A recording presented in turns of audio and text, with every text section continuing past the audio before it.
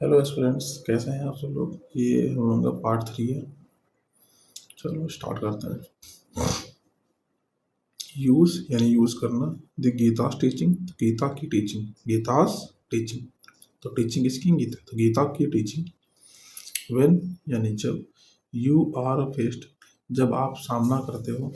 With decisions, अब देखते हैं यहाँ पर कि फेस के साथ में विद क्यों लगा।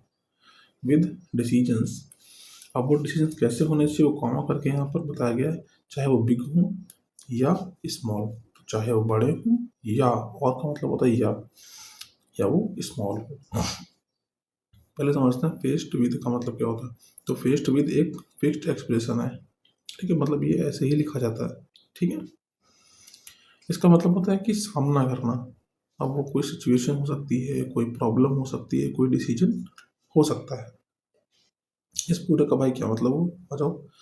जब तुम छोटे या बड़े डिसीजंस का सामना कर रहे हो तब गीता की टीचिंग्स का उपयोग करो, ठीक है। यहाँ पर विद क्यों लगा हुआ है? हम्म? देखो, विद का मतलब होता है के साथ, या अकम्पेन्ड बाई, या जुड़ा हुआ। कोई चीज कोई चीज दूसरी चीज के साथ मौजूद है तब हम लोग विद का इस्तेमाल करते हैं। फेस का ओरिजिनल आइडिया क्या है? देखो, देखो क्या होती है फेस, ठीक है। जब एक्टिव में लिखा जाता है तो ऐसे लिखते हैं, ही फेस्ड, उसने सामना किया किसका? डेंजर यानी खतरे का। तो फेस का सिंपल सा मतलब होता है किसी चीज का सामना करना, ठीक है। जैसे है ना, ये एक्टिव में लिखा हुआ था। अगर इसी को पैसिव में लिखोगे तो उसका मतलब हुआ ही वॉज फेस्ड, है ना। तो ही वॉज फेस्ड यानी इसने सामना किया विद डेंजर, डेंजर के साथ में, ठीक है। अब ये बताता हूँ कि विद यहाँ पर क्यों आ गया। हम्म? क्योंकि सुबह सुबह उठा हूँ तो अजीब सी नींद लग रही है।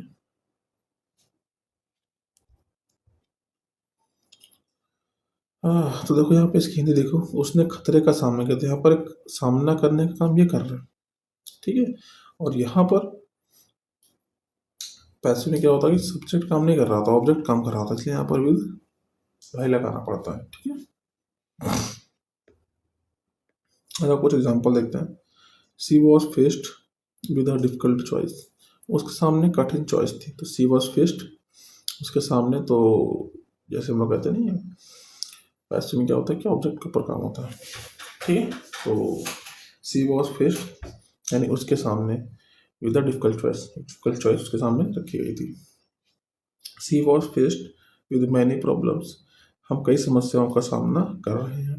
ही was faced with fear and uncertainty, वह डर और अनसर्टेनिटी का सामना कर रहा था।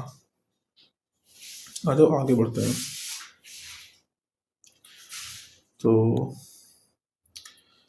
यहाँ पर आप फेस्ड विद को याद करेंगे कि फेस्ड विद का क्या मतलब होता है। फेस्ड विद का मतलब होता है इस चीज़ का सामना करना। कॉमा के बाद ये एडिशनल इंफॉर्मेशन दिया है डिसीजन के बारे में, ठीक। आगे बढ़ते हैं। स्ट्रीट ऑफ का मतलब होता है के बजाय, ठीक है। तो इसको भी आप याद करें। स्ट्रीट ऑफ का क्या मतलब होता है? स्ट्रीट ऑफ का मतलब होता है के बजाय। ओवर एनालाइजिंग यानी कि ज़रूरत से ज़्यादा चीज़ों को एनालाइज करना, उसके बारे में सोचना। व्हाट, तो स्टेट ऑफ एनालाइजिंग, क्या भाई एनालाइज करना है वो देखो आगे क्यों बताया गया है कि व्हाट यानी क्या, माइट हैपन क्या हो सकता है, माइट हैपन यानी क्या हो सकता है।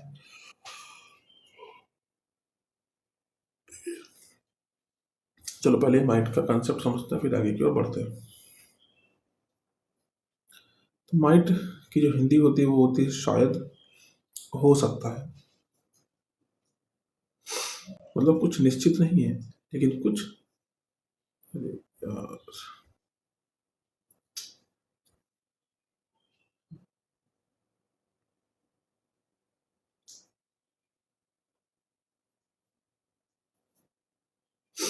तो माइट का मतलब होता है शायद, हो सकता है, निश्चित नहीं है, सिर्फ पॉसिबिलिटी है, एक अनसर्टेन फ्यूचर को।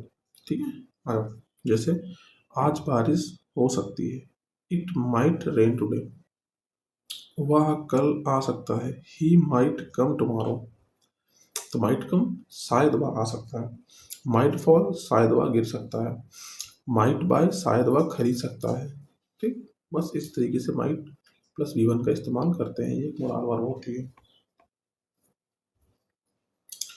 तो state of analysing what might happen, तो क्या हो सकता है, माइट हैपन क्या हो सकता है, व्हाट का मतलब क्या, माइट हैपन मतलब क्या हो सकता है, आस्क है ना, फिर कॉलन लिखा हुआ, इसको फर्दर यहाँ पर ये फर्दर एक्सप्लेन करेगा।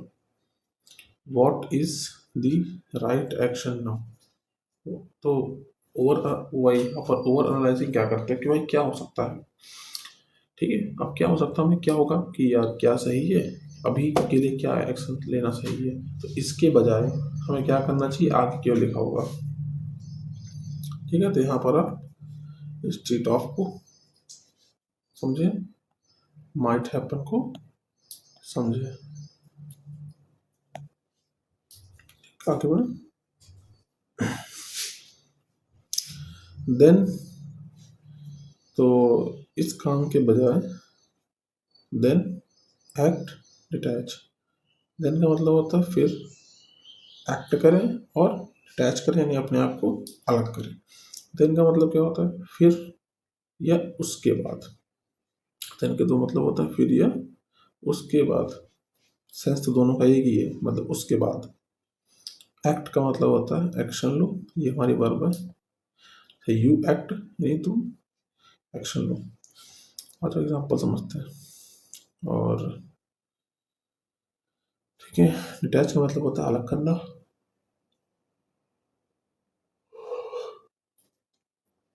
स्टडी हार्ड यानी मेहनत से पढ़ो, देन फिर उसके बाद detach from the result, result से अपने आप को डिटैच कर लो यानी अलग कर लो।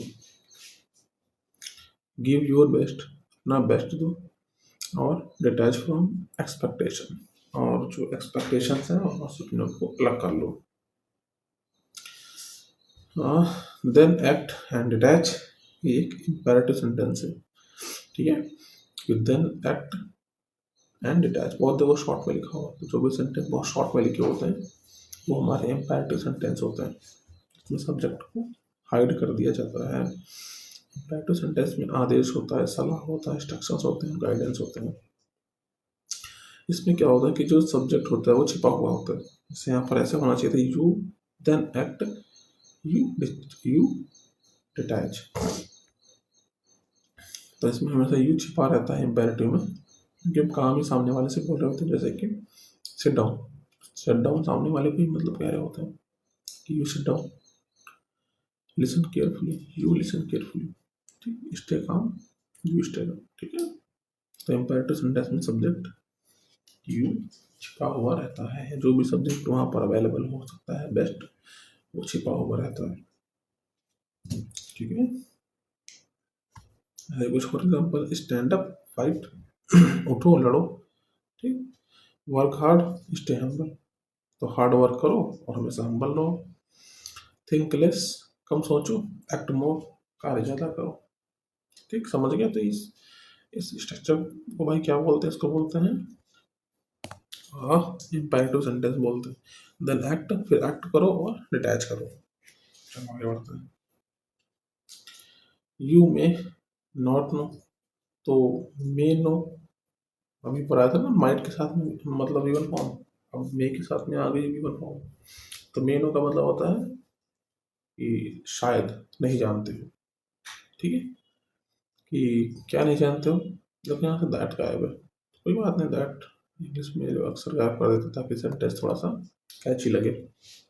क्या नहीं जानते हो, हाउ थिंग्स, कि चीज़ें कैसे, विल टर्न आउट, अंत में कैसे आएंगी, टर्न आउट का मतलब होता है आखिर में रिजल्ट क्या निकलेगा। ठीक है, तो चीज़ें अंत में कैसे साबित होंगी ये नहीं पता, तो टर्न आउट एक इम्पोर्टेंट वोकैब है, इसे मार्क करो और इसे पढ़ो, और मे और ये वर्ब की फर्स्ट फॉर्म इस वाले स्ट्रक्चर को भी याद करो। अच्छा देखते हैं। द मूवी यानी जो मूवी थी, टर्न आउट यानी आखिरी में कैसे रही भाई, टू बी अमेजिंग, तो अमेजिंग रही। एवरीथिंग यानी सब कुछ, टर्न आउट फाइन यानी अंत में सब बढ़िया हो गया। फाइन का मतलब बढ़िया हो गया। ही थॉट उसने सोचा, ही वुड फेल कि वो फेल हो जाएगा, लेकिन थिंग्स टर्न आउट वेल, लेकिन अंत में चीज़ें, टर्न आउट का मतलब होता है अंत में चीज़ें सही रही, वेल रही। I don't know how this will turn out, अंत में सभी एक ऐसा कैसे हो गया मुझे नहीं पता।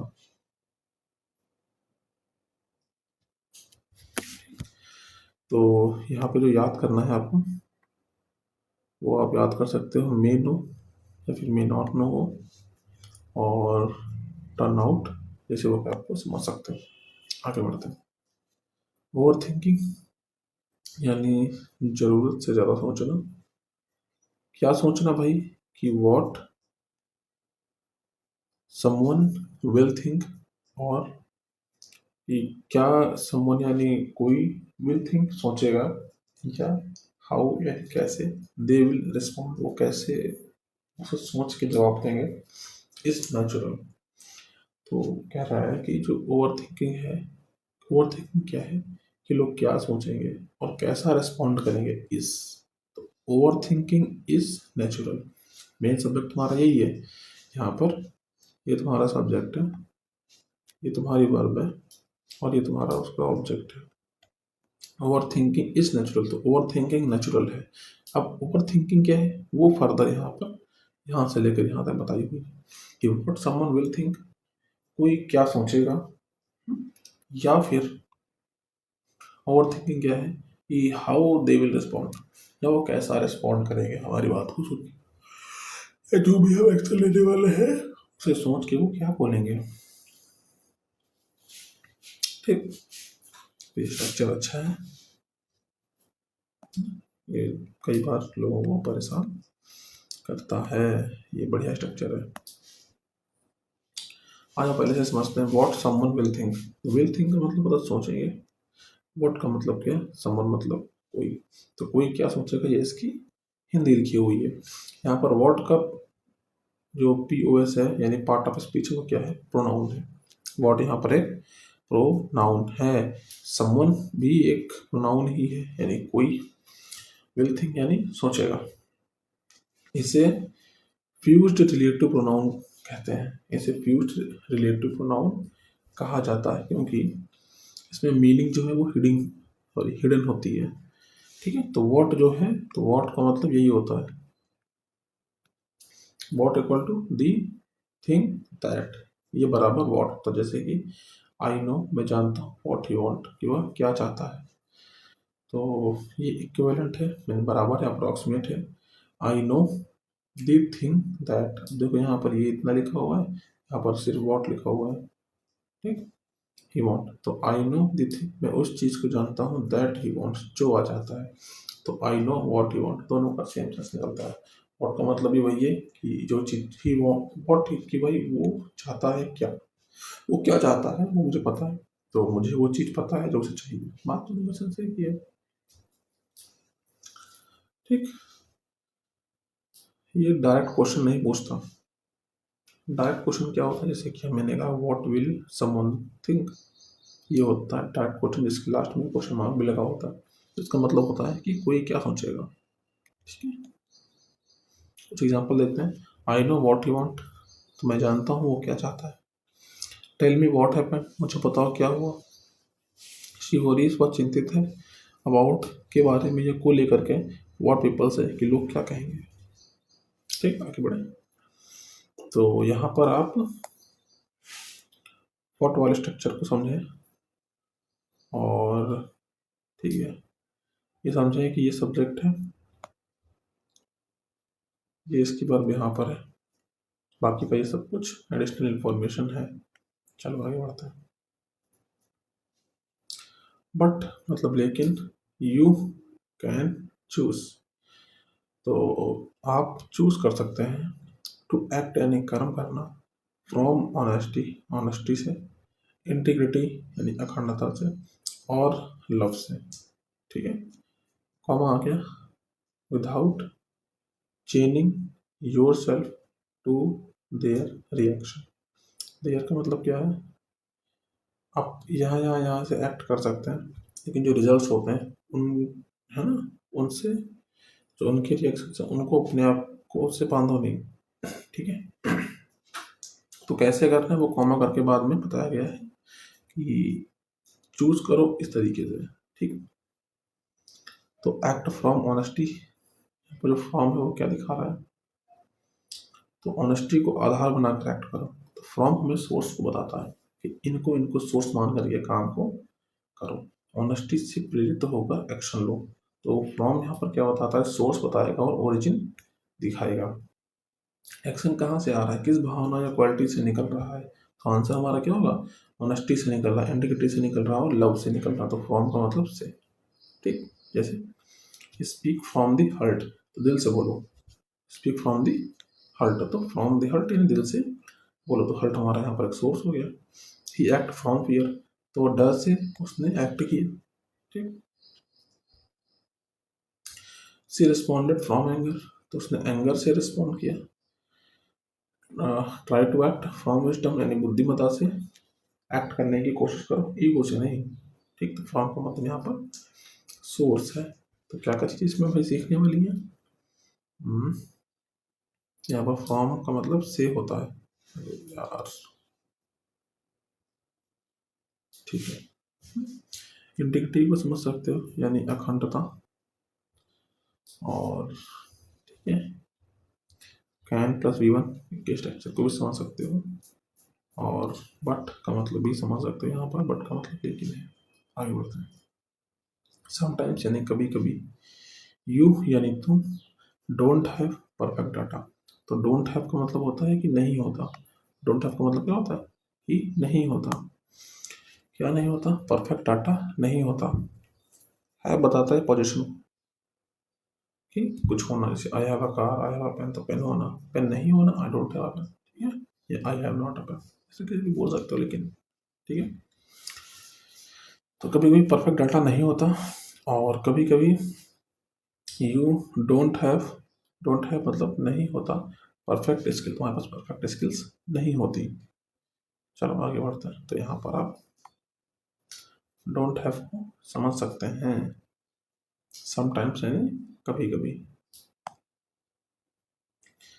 यू फील यानी तुम महसूस करते हो अनक्वालिफाइड, कि आप अनक्वालिफाइड हैं। अनक्वालिफाइड का मतलब क्या होता है, देखो एक होता है क्वालिफाइड, जिसका मतलब होता है योग्य। तो अगर क्वालिफाइड में अन लग गया तो ये एक नेगेटिव प्रीफिक्स है, और ये बात कहेगा कि अयोग्य है। ठीक है, अनक्वालिफाइड का मतलब होता है अयोग्य, कि आप उस चीज़ के लायक नहीं हैं। ठीक, तो I feel unqualified for this job, मुझे लगता है कि मैं इस जॉब के लिए योग्य नहीं हूँ, यानी अयोग्य हूँ। आई फील अनक्वालिफाइड, ये अच्छी वोकेबलरी है। यू फील अनक्वालिफाइड, आप अनक्वालिफाइड महसूस करते हो। और आप फियर फेलियर, यानी कि आपको डर रहता है कि कहीं आप फेल ना हो जाए, तो यहाँ पर आप वोकैब याद कर सकते हो अनक्वालिफाइड। यू फील फेलियर, आप फेलियर महसूस करते हो। ठीक है, यहाँ पर अनक्वालिफाइड याद करो, इंपॉर्टेंट है। फील का मतलब होता है महसूस करना, या आपको ऐसा लगता है। यट, यट का मतलब होता है फिर भी,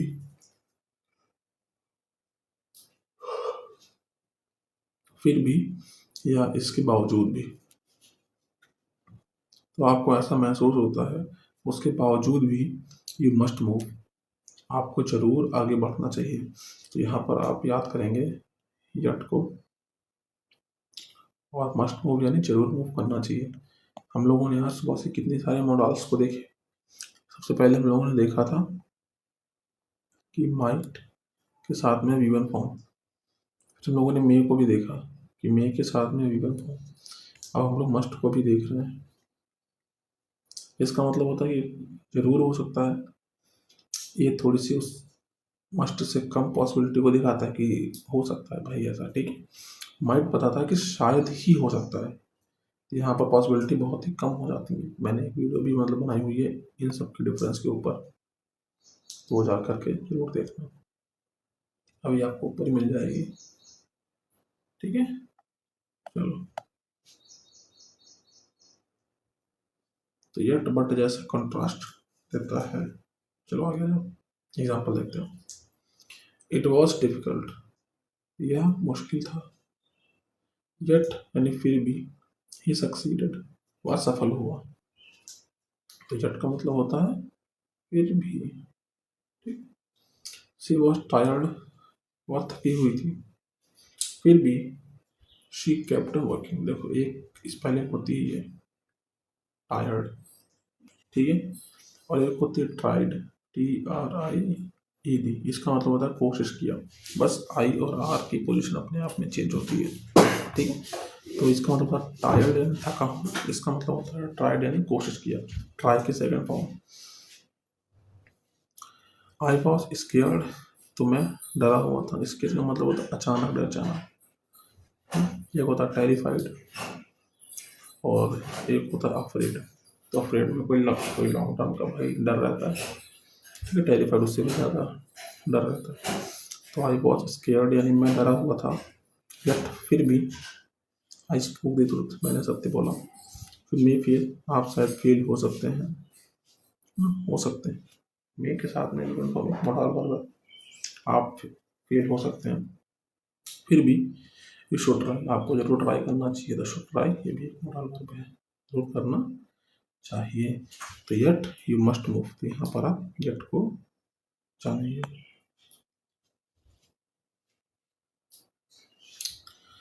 व्हेन यू वर्क, जब, व्हेन का मतलब है व्हेन, मतलब है जब, यू वर्क, आप वर्क करते हैं, कार्य करते हैं, विद कमिटमेंट, कमिटमेंट के साथ में, एंड डिटैच, तो यू डिटैच, जब आप डिटैच करते हैं, अलग करते हैं अपने आप को, और डिटैच के बाद फ्रॉम लगता है, डिटैच फ्रॉम रिवॉर्ड, यानी जो उसका फल होता है उससे आप अपने आप को अलग करते हैं।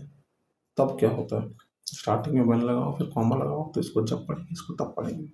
तब क्या होता है कि you tap into, tap into का मतलब होता है टच कर लेते हैं, टच करके अंदर पहुंच जाते हैं कहाँ, एक हायर फ्लो में। ठीक, आ जाओ समझते हैं। तो यहाँ पर जो आपको समझना है वही समझना है कि वेन अगर स्टार्टिंग में हो और यहाँ पर कॉमा हो तो इसको पढ़ते हैं जब ऐसा है तब ऐसा होगा। और तो वर्क विथ कमिटमेंट का मतलब होता है कि पूरे दृढ़ निश्चित के साथ में काम को करना। अटैच के साथ में फॉर्म लगता है, ये भी सीखो। अटैच का मतलब होता है अलग करना, फॉर्म मतलब किसी भी चीज़ से, और टैप इनटू वोकैब को भी हमें गहराई से जानेंगे। इतनी सारी चीज़ें आपको इसमें सीखनी है। टैप इनटू एक फ्रेजल वर्ब है, क्या है फ्रेजल वर्ब, ठीक है।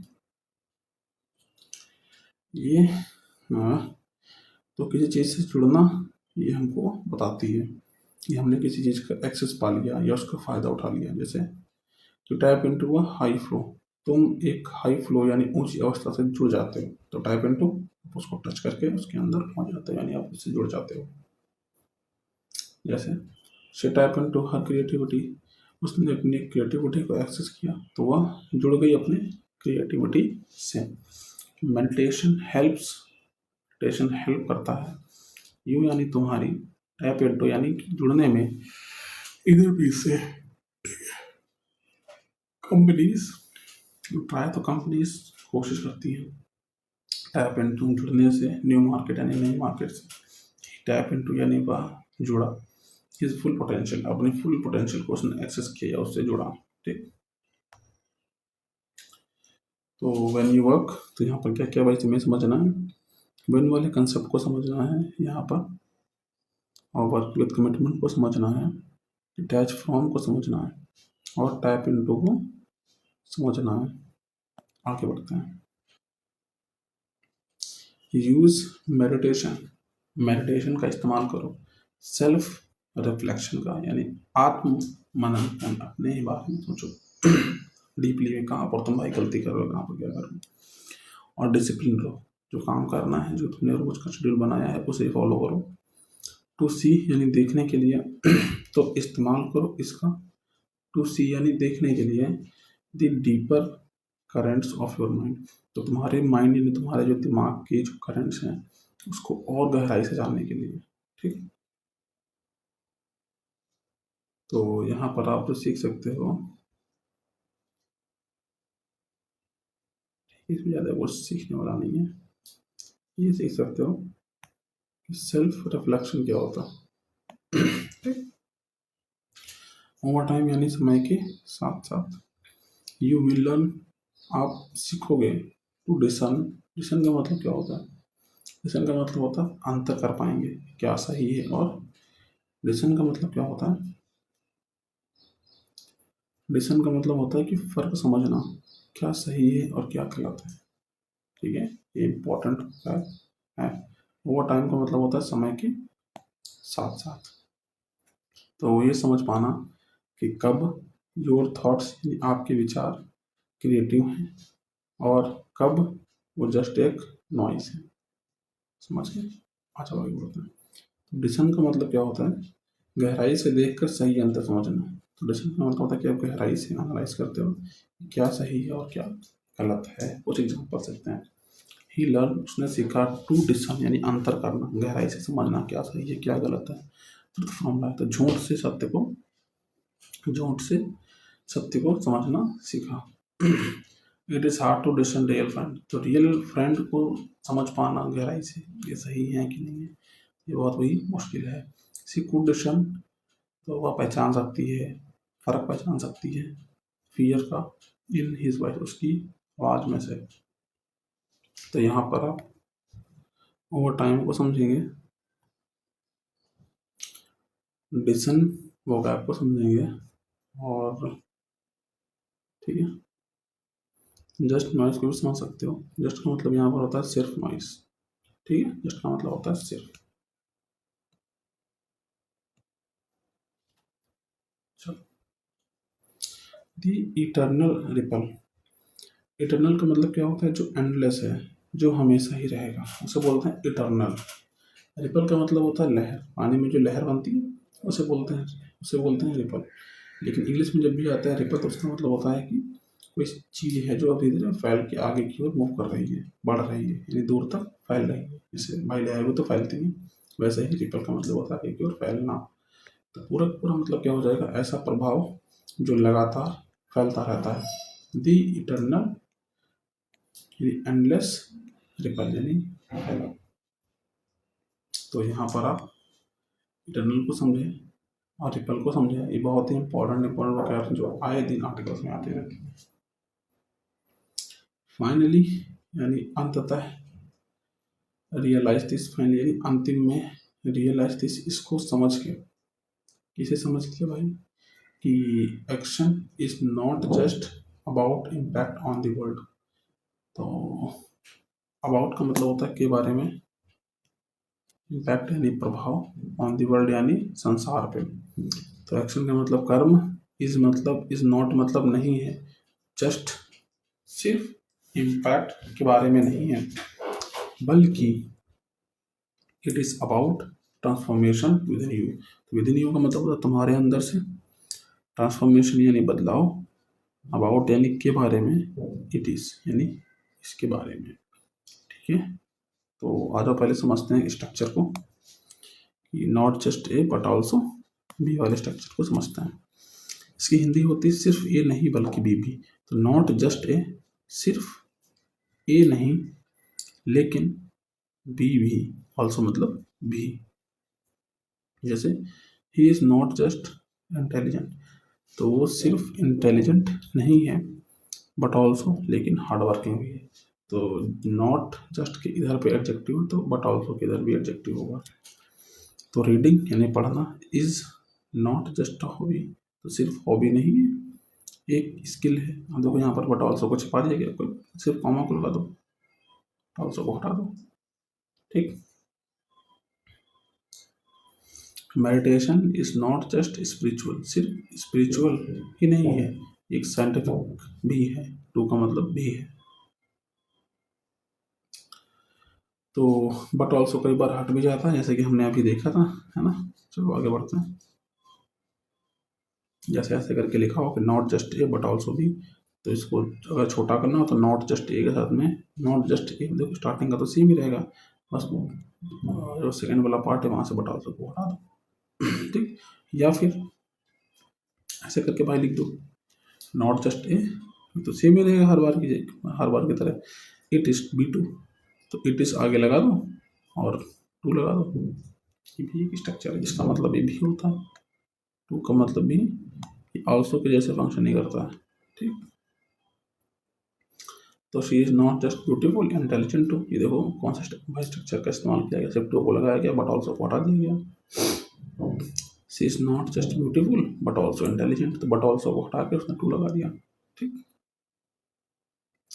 ए और बी सेम टाइप के होने चाहिए, जैसा कि हमने बताया। तो अगर नॉट जस्ट के इधर पे जो कुछ भी है नाउन है तो बट ऑल्सो के इधर भी नाउन होगा, वर्ब है तो वर्ब होगा, ठीक है। जो भी है इधर उधर दोनों तरफ same he part of speech follow होता है, ठीक। आगे बढ़ते हैं। तो यहाँ पर आप समझ सकते हो फाइनली कि अंत में मतलब कैसा हुआ, रियलाइज करना यानी चीज़ों को गहराई से समझ लेना। नॉट जस्ट को समझो, अबाउट का मतलब समझो यानी के बारे में, ठीक है। अबाउट का मतलब होता है के बारे में, ट्रांसफॉर्मेशन का मतलब होता है बदलाव, ठीक। चलो, एवरी स्टेप यानी हर स्टेप, एवरी का मतलब होता है हर, ईच का मतलब होता है प्रत्येक। तो हर स्टेप यू टेक जो आप लेते हो, इवन अनसर्टेनली, यहाँ तक जब आप सर्टेन नहीं होते तब लेते हो, ठीक है। तो यहाँ पर इवन अनसर्टेनिटी को समझो क्या होता है, आगे देखते हैं। इसका पूरा मतलब क्या हुआ, तुम्हारा हर कदम चाहे अनसर्टेनिटी या कंफ्यूजन में ही क्यों न उठाया गया हो, तुम्हारे अंदर गहरा प्रभाव पैदा करता है। तो पहले समझते हैं इवन अनसर्टेनली का मतलब क्या होता है। इवन का मतलब होता है भले ही या यहाँ तक की, अनसर्टेनली का मतलब होता है अनसर्टेनिटी के साथ, कॉन्फिडेंस के बिना, जब आप अनश्योर होते हो। अगर तुम पूरी तरह सर्टेनिटी के बिना भी कदम उठा लेते हो, ठीक है। तो शी स्माइल्ड, उसने स्माइल किया, इवन नर्वसली, भले ही वो नर्वस थी। इवन यहाँ पे ये बताता है कि ये कंडीशन ऐसी थी उसके बावजूद भी ऐसा हुआ, ठीक। ही मूव्ड फॉरवर्ड, वह आगे बढ़ा, इवन यानी भले ही, फियरफुली यानी डरते हुए, स्पीक यानी बोलो, इवन इम्परफेक्टली, भले तुम परफेक्ट ना हो तब भी स्पीक करो। तो यहाँ पर हम क्या सीखेंगे, एवरी स्टेप यानी हर स्टेप, इवन और सर्टेनली, तो यू टेक आप लेते हो, इसे मतलब आप सर्टेन नहीं हो तब भी आप ही लेते हो। तो ये एक तरीके से एडजेक्टिव को जैसे फंक्शन और एडवर्ब को जैसे फंक्शन कर रहा है। तो सेंस यानी भेजता है, तो हर स्टेप जो तुम लेते हो तो हर स्टेप सेंस यानी भेजता है, तो ये सब्जेक्ट है, ये इसकी वर्ब है। भेजता है a ripple into your inner ocean, तो तुम्हारे अंदर के जो ओशियन है उसमें अपनी लहरों को भेजता है। रिपल का मतलब लहर होता है ना जो फैलती हैं, सेंड मतलब भेजना। तो अगर समझते हैं भाई कि रिपल इनटू का मतलब क्या होता है। तो रिपल का मतलब होता है लहर या प्रभाव, है ना, जैसे लहरें होती हैं जैसे करके आपकी ऊपर बढ़ती है, तो वैसे ही रिपल का मतलब यही होता है, रिपल जो लहरें आगे बढ़ती हैं। इनटू क्या होता था, तो इनटू एक प्रपोजिशन है जो कि मोमेंट को दिखाता है कि कोई चीज़ अंदर की ओर जा रही है। तो ripple into your inner ocean यानी तुम्हारे अंदर गहरा असर फैलाना, ठीक।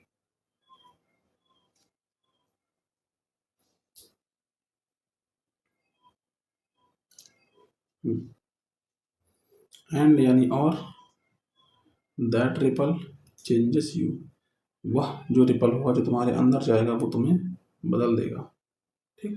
तो यहाँ पर आप समझ सकते हो वो जो रिपल था, ठीक, ये वो लहर। द गीता यानी जो भगवत गीता है, रिमाइंड्स अस, हमें याद दिलाती है किसके बारे में, life is not about waiting for the storm to pass. तो अबाउट वेटिंग का मतलब क्या होता है, अबाउट वेटिंग का मतलब होता है कि के बारे में चिंता करना।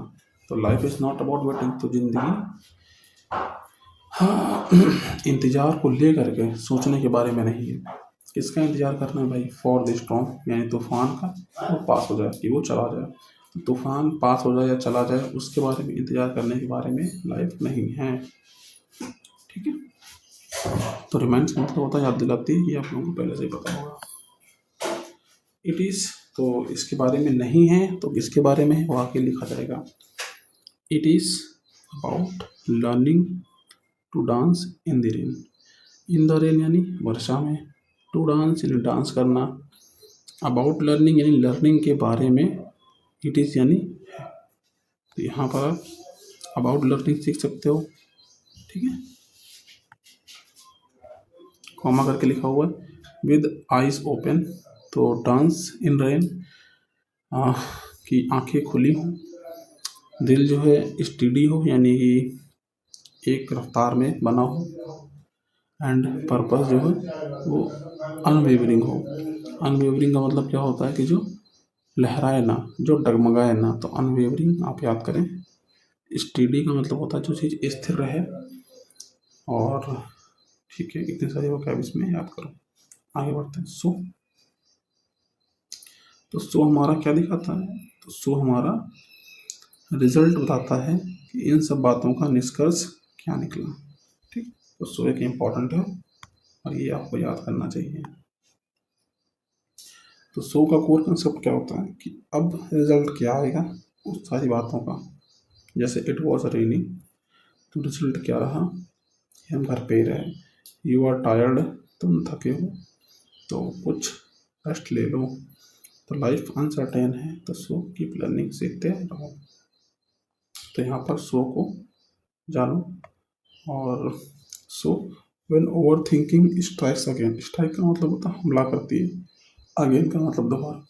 ओवर थिंकिंग यानी जरूरत से ज़्यादा सोचना, व्हेन मतलब जब, तो जब ओवर थिंकिंग हमला करती है, अगेन मतलब दोबारा, तब रिमेंबर याद रखना। इसे याद रखना है कि जो क्लियरिटी है यानी जो साफपन है, विल कम जरूर आएगा, but only if you move, लेकिन केवल तभी आएगा जब आप मूव करेंगे आगे की ओर। ठीक है, आ जाओ पहले इस कंसेप्ट को समझते हैं। तो बट ओनली इफ का मतलब क्या होता है? लेकिन सिर्फ तभी होगा जब एक कंडीशन पूरी होगी। ठीक, बट का मतलब लेकिन, ओनली का मतलब केवल, इफ का मतलब अगर। इफ हमारा कंडीशन कोई तो दिखाता है यदि ऐसा हो तब ऐसा होगा। ठीक, आगे देखते हैं। यू कैन सक्सीड, तो यू कैन सक्सीड, आप सक्सीड कर सकते ओनली इफ, केवल तभी जब आप वर्क हार्ड करें। आई विल हेल्प यू, मैं तुम्हारी हेल्प करूँगा, बट ओनली इफ, केवल तभी करूँगा जब आप हमें सत्य बता देंगे। पीस कम्स, शांति आती है, बट ओनली इफ, केवल तभी आती है जब you let go of ego, जब आप लेट गो ऑफ करते हो यानी त्याग देते हो ईगो को। ठीक है, तो यहाँ पर दो वोकैब्स हैं जो कि तुम्हें सीखनी चाहिए। एक तो ये बट ओनली इफ, और दूसरी है let go of. Let go of को सीखना चाहिए। अच्छा, एक होता है ओनली इफ और एक होता है इफ। तो इफ का मतलब होता है सिर्फ, यानी अगर ऐसा करोगे तो, यदि। ओनली इफ का मतलब होता है केवल जब ही ऐसा करोगे तभी कुछ होगा। ठीक है, जैसे आई विल गो, मैं जाऊंगा, इफ इट स्टॉप, अगर वर्षा बंद हो जाएगी तब मैं चला जाऊंगा। तो सिंपल से कंडीशन को भी दिखाता है, ये भी कंडीशन को भी दिखाता है। ओनली इफ का मतलब होता है सिर्फ, मतलब इफ तो यहाँ पर जनरल बात है। ठीक है, और ओनली इफ का मतलब होता है जब केवल यही बात पूरी होगी तभी मैं आगे की और एक्शन लूंगा। सिर्फ इसी कंडीशन पर, इसका ओनली लग गया ना, ओनली बताता है कि सिर्फ यही कंडीशन पर। तो आई विल गो, मैं जाऊँगा ओनली, केवल तभी जाऊँगा जब बरसात बंद होगी। ठीक, तो बट ओनली इफ का स्ट्रक्चर जानो, लेकिन सिर्फ तभी जाऊँगा जब ये कंडीशन पूरी होगी। बढ़िया, अच्छा एक स्ट्रक्चर है। तो यहाँ पर हम लोग सो को समझेंगे कि रिजल्ट क्या रहेगा कि जब ओवर थिंकिंग हमला करती है अगेन, तो याद रखना क्लियरिटी आएगी but only if you move, जब आप मूव करेंगे। एक्शन यानी कर, इवन विदाउट सर्टेनिटी। इवन का मतलब होता है यहाँ तक कि जब आप पूरी तरीके से सर्टेन नहीं होते। विदाउट का मतलब के भी ना, फुल मतलब पूरे, सर्टेनिटी का मतलब होता है निश्चितता। तो एक्शन हमारा सब्जेक्ट है, इज इसकी वर्ब है, तो एक्शन इज बीच में फिर क्या है, ये हमारी एडिशनल इंफॉर्मेशन है। एक्शन यानी सब्जेक्ट है। कौन सा एक्शन? जब आप पूरी तरीके से सर्टेन नहीं होते हो, उस सिचुएशन में भी आप जब एक्शन करते हो, तो इज योर ब्रिज, वो आपका ब्रिज होता है। तो यहाँ पर आप क्या क्या सीखेंगे, यहाँ पर आप इवन का यूज सीखें, ठीक है, और इस एडिशनल इन्फॉर्मेशन को जाने, सब्जेक्ट को वर्ब से जोड़ना जाने। तो ये मेरी क्लास एंड हुई। तो बहुत बहुत थैंक यू कि आप लोगों ने मेरी वीडियो यहाँ तक देखी, और मैं धीरे धीरे इम्प्रूव कर रहा हूँ, अपनी वीडियो की क्वालिटी को इम्प्रूव कर रहा हूँ, अपने पढ़ाने की मेथड्स को इम्प्रूव कर रहा हूँ।